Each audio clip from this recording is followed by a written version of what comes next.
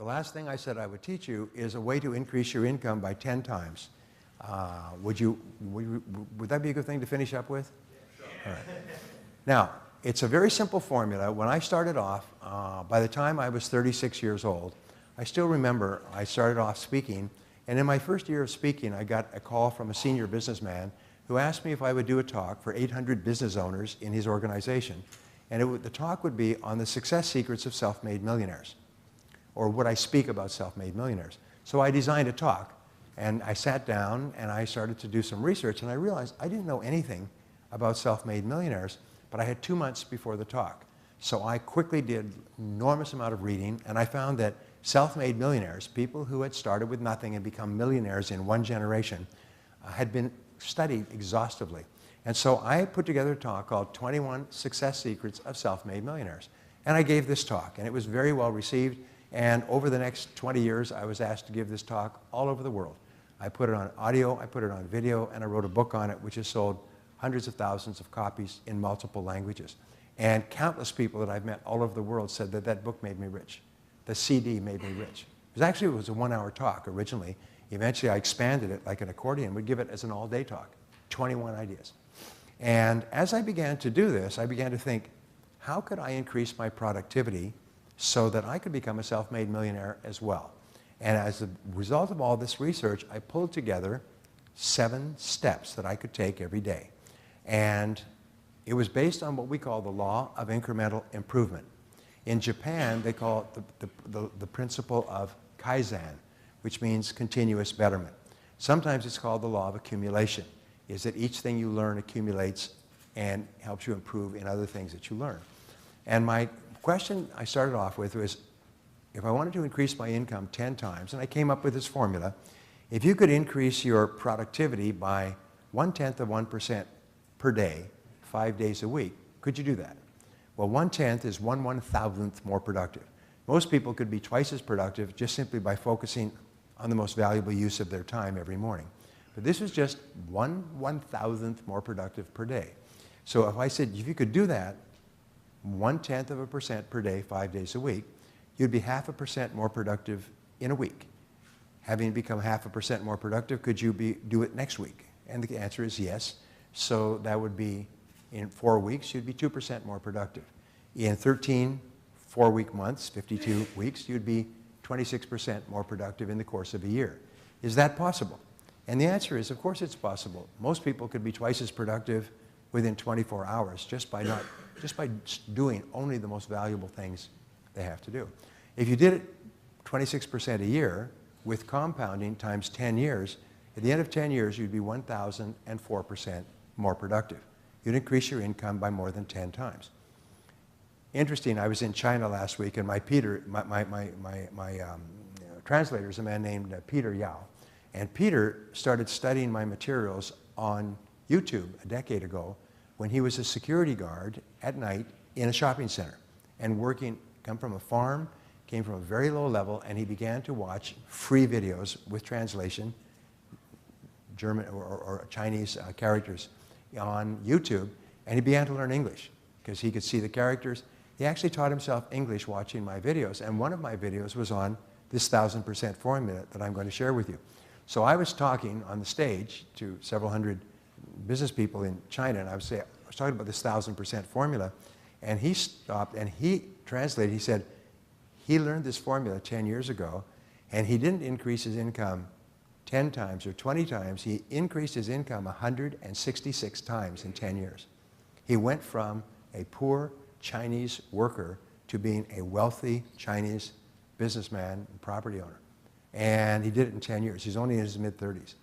So when I started to use this formula I'm going to share with you, instead of taking 10 years, it took me 5 years to increase my income 10 times. And then I kept doing it, and I increased my income 10 more times, which is 100 times. I increased my income 100 times in 10 years. And I went from rags to riches. And I couldn't believe it. And I've taught this all over the world. And people come up to me and they say, you made me rich. That technique made me rich. So here they are, just in case you're curious. Number 1 is arise 2 hours before your first appointment or work each morning and spend 30 to 60 minutes reading in your field. Start the day. It's called the golden hour. Invest the golden hour in yourself mentally. What I do is I get up and I physically exercise and then I read and learn every single day. Make it a habit, and I do it 5, 6, 7 days a week, and sometimes longer. But if you read 30 to 60 minutes a day, 5 days a week, you read about a book a week. A book a week will translate into about 50 books a year. The average adult does not read more than one nonfiction book in a year. If you read 50 books in a year, 30 to 50, you'll get the equivalent of a PhD in your field each year. I have read single books with a single chapter, with a single observation from an expert that have been worth $1 million to me. But you never know where you're going to get that insight. So what you have to do is keep reading lots of material. And every so often, one observation will just jump off the page at you, and your whole life will be changed. So but use the law of probabilities by reading all the time. Reading is to the mind as exercise is to the body. If you want to be physically fit, you work out with physical exercise. If you want to be mentally fit, you have to read. That's number one. Number two is rewrite your major goals in the present tense each day. I use a spiral notebook, and every day you take and turn the page and rewrite your goals. Don't rewrite them from the previous page, write them from memory. And I teach people in another area to write down 10 goals. And every day write down your 10 goals without referring to the previous page. As you write down the goals, it's called, not printing, not typing, it's called a psychoneuromotor activity, which is a big word that says it engages your whole brain when you write down a goal. There's no other way to engage your whole brain. And everything that you write down is actually automatically recorded in your mental hard drive. And it goes into your subconscious and begins working 24 hours a day. I have worked with thousands of people who have written down their goals once, and within 1 year, their life was transformed. Some people, within 1 week, their whole life was transformed by just writing down their goals. Whenever I do my coaching programs with business owners, I'll start off and I'll say, I'll take a spiral notebook, like a school notebook. I'll say, ladies and gentlemen, I'm going to introduce you now to your new best friend.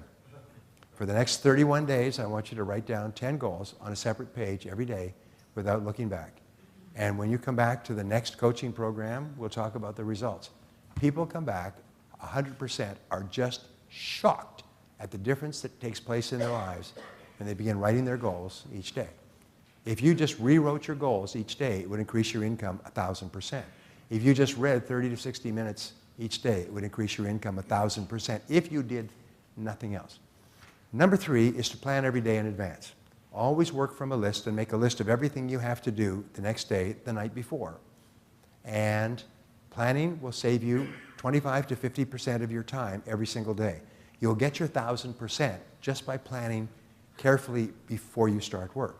Number 4 is to focus and concentrate on the most valuable use of your time every single day. Select your most important tasks, start on those, and work only on those until they're complete. If you can do that, that alone will increase your income by 1,000%. Number 5 is to listen to audio programs as you move around. I used to say listen to audio programs in your car, but now you can download any number of educational audio programs onto your iPhone, and you can listen to them whenever you're moving around. Turn driving time into learning time. Turn exercise time into learning time. The only time, by the way, to listen to audio programs is when you're doing something else.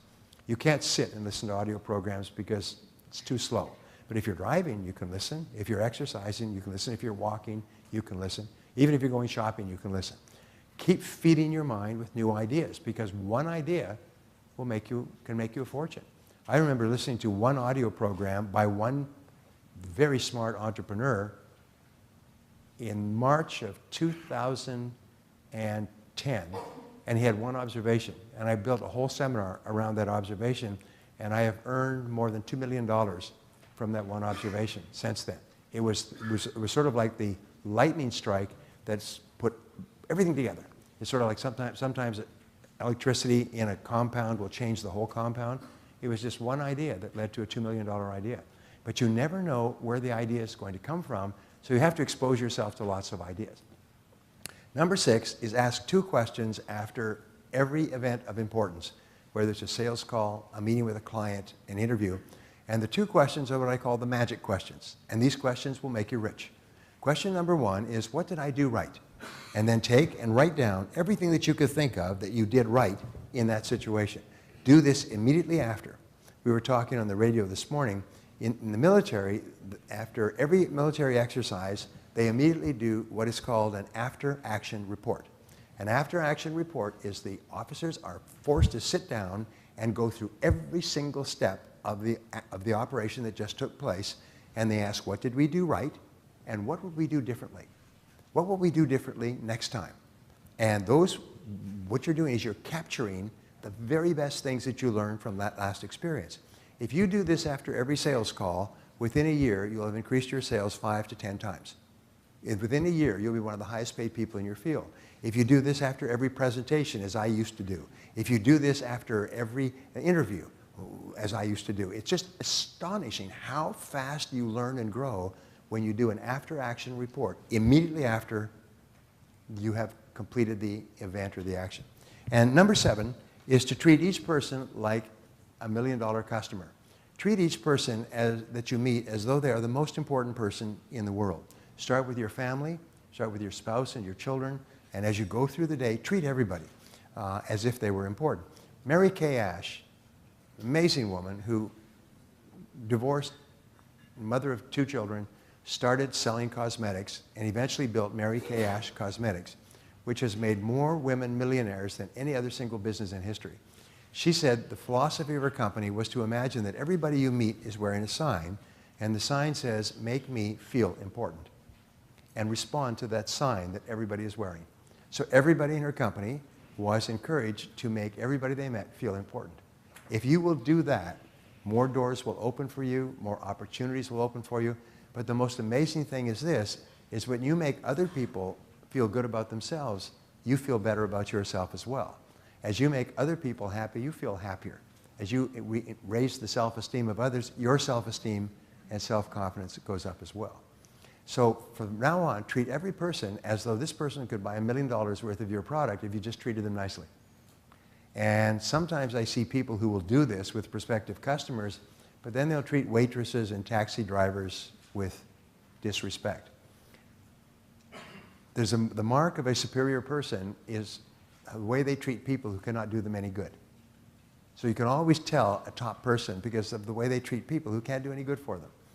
If all you do is you treat people who you think can help you well, it means you're a different type of person than a person who treats everybody well. One of the great philosophers, Thomas Carlyle, said, you can tell a big man by the way he treats little people. And your job is to just treat little people well. And so those are the 7. So let me just wrap up by saying this. And this, by the way, this is going to ask me to invite you to ask questions for a few minutes. So if you have any questions, there are 2 people here with microphones, and there are for the question and answer session. Let me just wrap up by saying this, is that the very best times of your life lie in the future. The highest income of your life lies in the future. The happiest moments of your life are still to come. The greatest achievements that you will ever achieve are still in the future. And that means that your future is unlimited because it's only held back by your own imagination.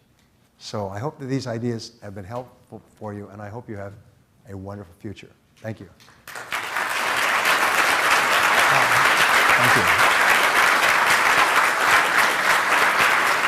Thank you. Thank you.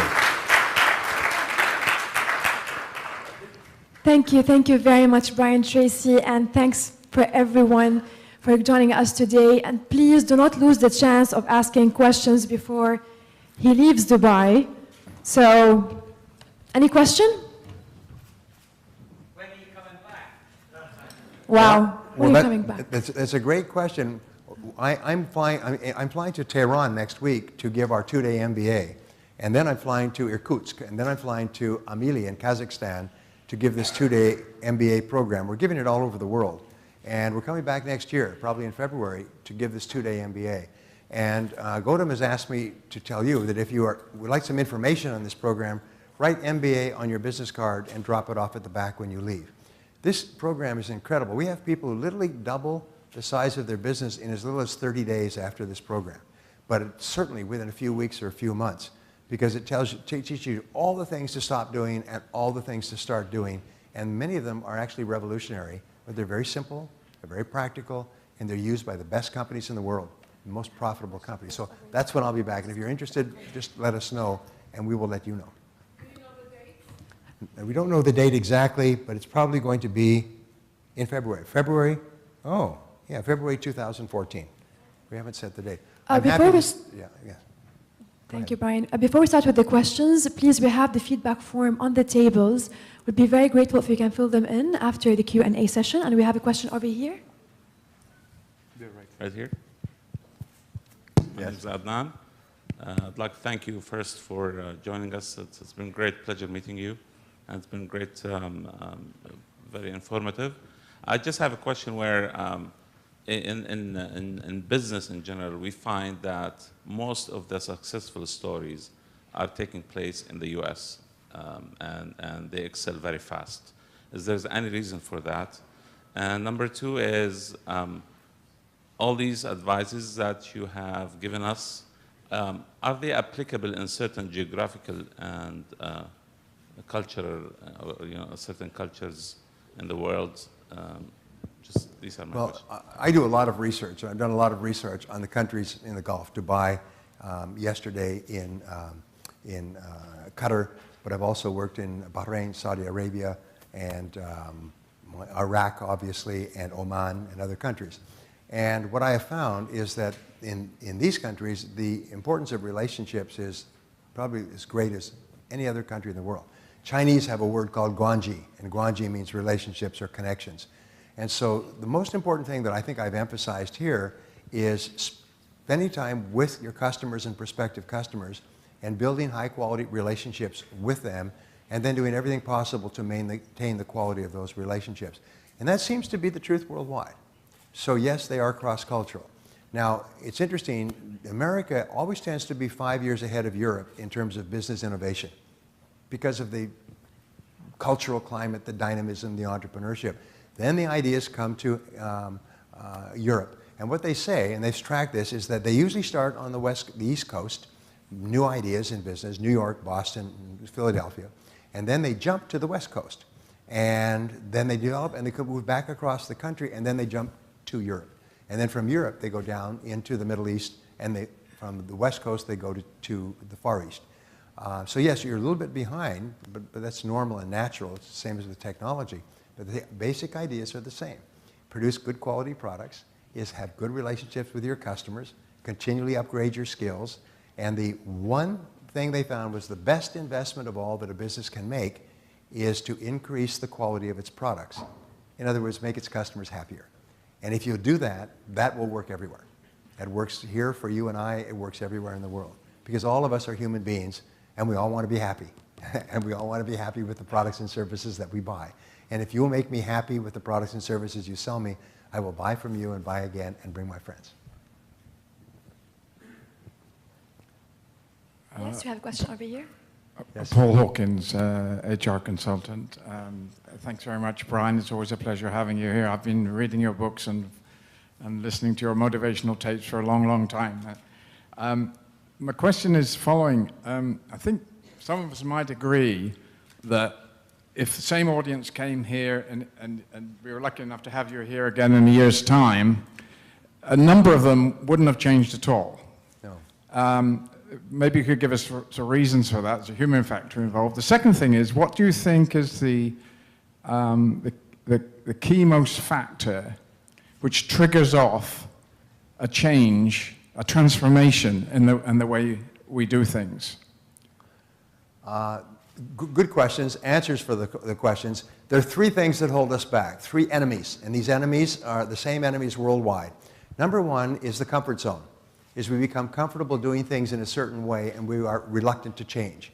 And you see, I'm sure you teach that in HR consulting, is people fall in love with a method of doing things, and even if it doesn't work, even if they're getting bad results, even if it makes them unhappy, they keep doing it. Perfect example is, look what happened with BlackBerry. They came out with the iPhone in 2006. BlackBerry had 50% of the world business market, and they dismissed it as though it was a toy. They said there was no value to that. And they said, we will always be dominant in our market because everybody wants a very complicated, expensive telephone that drives you crazy half the time, as opposed to one that's really easy and fun to use. I mean, that was real good thinking at BlackBerry. And They just stayed in their comfort zone and made no effort to upgrade their technology, made no effort to learn from the fact that Apple sold 50 million sets at $600 a piece within 12 months. And because they were in a comfort zone. And if you stay in a comfort zone too long, what happens is you just are passed over. The second factor that holds us back is the path of least resistance.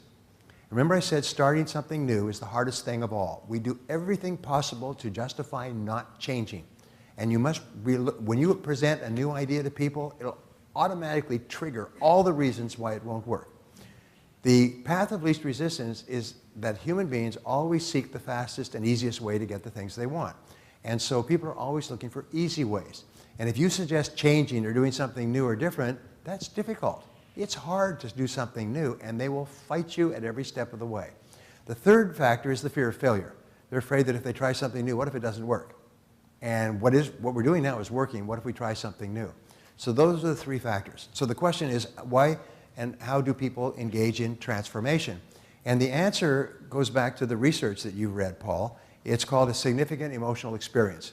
Something happens that really gives people a jolt. They get fired from a job, their company goes bankrupt, their market share drops like JCPenney or something else by 80%, and it really gives them a smack in the face, and this significant emotional experience causes them to jag into a new way of thinking.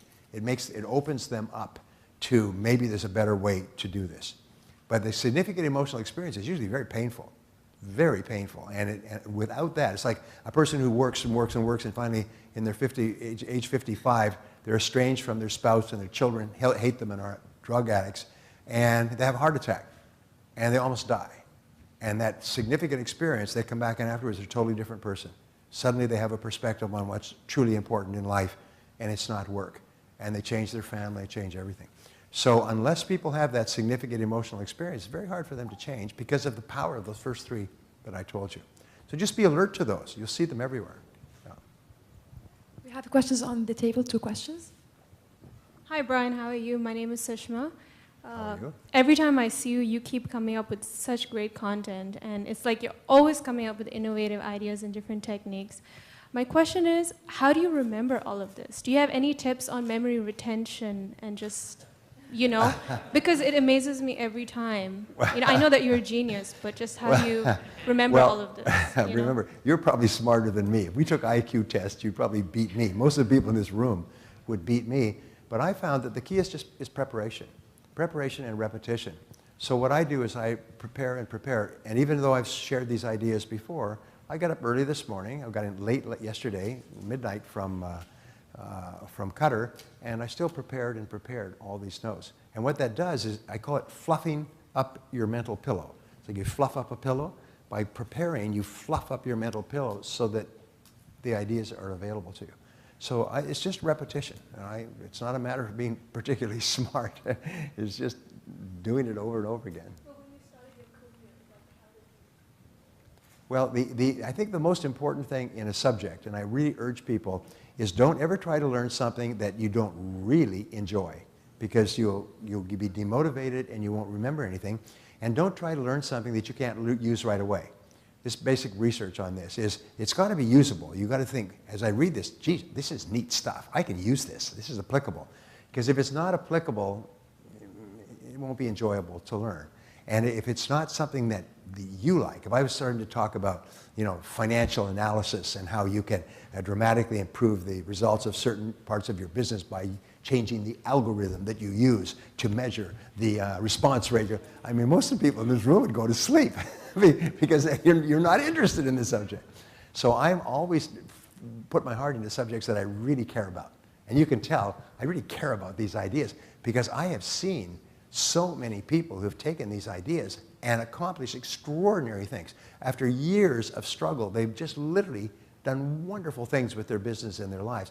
And they say, nobody ever told me this before. And there's no place to learn this stuff before. So I see myself, my job is to aggressively look for these ideas and then put them into a very palatable form and give them to as many people as possible. And so my enthusiasm probably affects the way that you accept these ideas. Thank you, Brian, very much for the lovely speech and the valuable information that you shared with all of us. I've been around, I've traveled a lot, done a lot of business. I'm a marketing person, and I'm not here to market myself, but I always face one particular challenge in all and most of the companies that I work for, starting from Canada down to the Middle East. And my experiences are as follows. In the West, people do not like to experiment as much as they should outside the borders of the Atlantic. In the Middle East, we've got that as a positive because they're always constantly experimenting.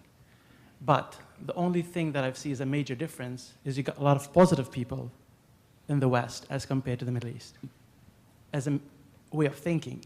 So how do you convert people to become more of the positive thinkers? Well, this goes, I started off my career giving a 3-day seminar called The Psychology of Achievement, which has become the best-selling audio program, book, and video training program in the world. It's given all over the world. And basically it talked about that. And it talks about how your early childhood experiences affect you. And if you have positive childhood experiences, when your parents continually encourage you, then you'll be a very positive person when you grow up. And if you don't, you won't. And the research, unfortunately, says the first 3 to 5 years forms the personality of the adult. And it's very hard to change an adult if the first 3 to 5 years were with a parent or parents that were critical, demanding, shouting, unsupportive. And so my friend Jim Rohn, when he was asked this question, why is it that some people are negative, he said, I don't know, that's just the way they are. And there's nothing you can do. One of the rules, we were sharing this in Doha yesterday, is that people don't change. People don't change their basic character and personality after about 16 or 17 years old. They just sort of like are concrete in their personality fixes. Now, they can learn new skills and become much more competent, but they cannot change their basic personality. If they're negative when they're 16 or 17, they'll be negative when they're 47 or 57. And there's nothing you can do. So the rule is don't expect people to change. Don't try to change them. Don't hope that they will change. Just accept people the way they are. They're not going to change. I have 4 wonderful children, all adults now. And I learned this before my first child was born. And Barbara and I just made a decision that we would encourage our children to develop their potential in whatever they wanted. But we would never judge them, and we would never demand anything from them. We would always tell them, whatever you do, we back you 100%. And so our children grew up with total self-acceptance. And they have confidence and self-esteem that's just wonderful to see. Because we knew that what happened in the first 3 to 5 years would determine what they would be as adults. And now we see them as adults, and it worked. You know, if you tell your children you love them and how wonderful they are all during the first 3 to 5 years, they have a concrete foundation of personality. But if, unfortunately, that didn't happen, then you meet a lot of people who are negative, critical, suspicious, and these go back to childhood, and you can't change them. Yes, sir. My name is Mohammed, and I'm a realtor, plus run a security business as well.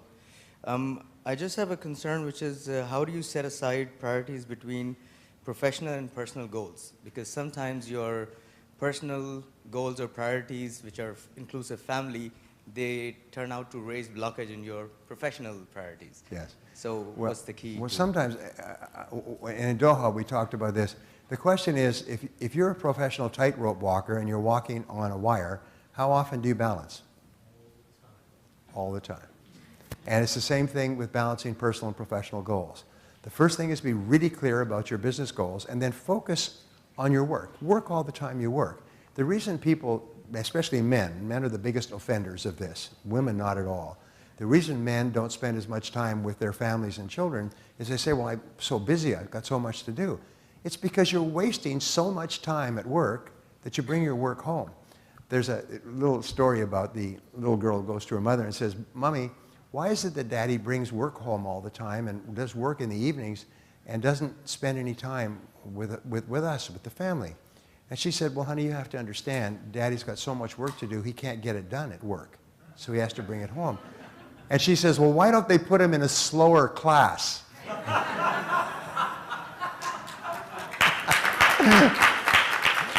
Well, if you don't work all the time you work and on your top priorities, you're going to end up in a slower class in life.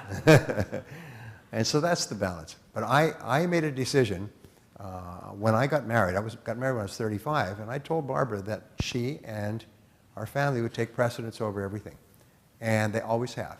And there's never been a question. If I've had, and sometimes it's cost me a lot of money to choose because of time, but I've never hesitated. There's never been 1 second of choice.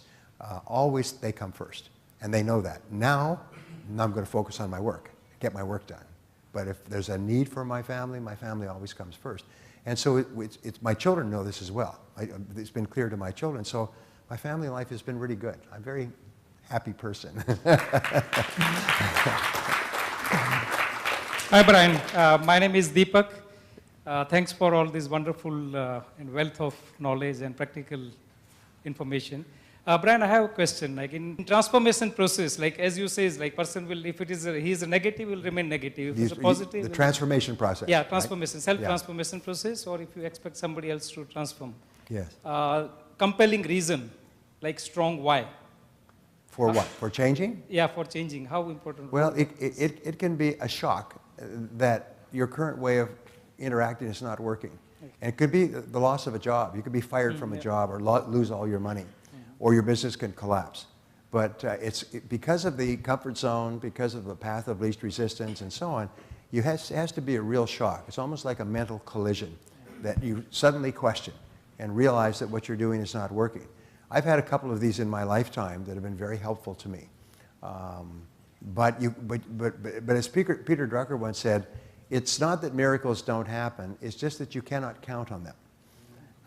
And so the idea that somebody will change is a miracle. And you cannot base your life or your work or your decisions. So in business, the rule is only hire nice people. Only hire people that you like. Only work with people that you like. If you are working with a negative person, it just takes all the joy out of your work. And so just make a decision, I'm not going to work with difficult people. I'm not going to have them as clients or customers, and I'm not going to have them as employees. I'm certainly not going to marry them. So that's all I can tell you. Thank you. Thanks. No simple answers. We have one more question to go. Hi, Brian. I'm Hazel.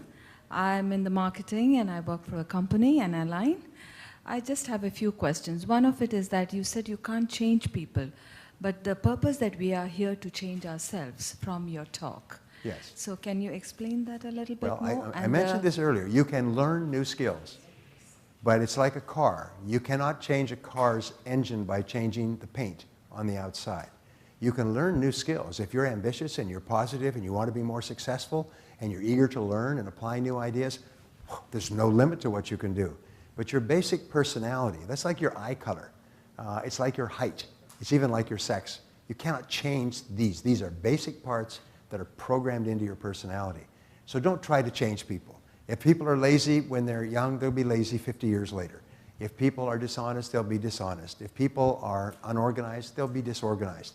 However, if they have good qualities and good ambitions, you can teach them all kinds of skills. Skills are very different from personality. Yeah. And secondly, you have given us some brilliant motivational and improvement ideas. We were listening, writing down, concentrating. Do you have anything written down? Because they were all in points. Well, Brian, we actually Hazel, actually, we have a whole series of books and CDs and courses that are available out here in the lobby. And these are some of the best-selling and most popular learning programs in the world, and they're just jammed with ideas. When I first started producing the first audio program, I listened to other audio programs where you listen for an hour and they had one idea. I resolved that if you listen to an hour from me, you'll have 50 ideas. And so these programs are loaded with great ideas on self-confidence, goal setting, selling, time management.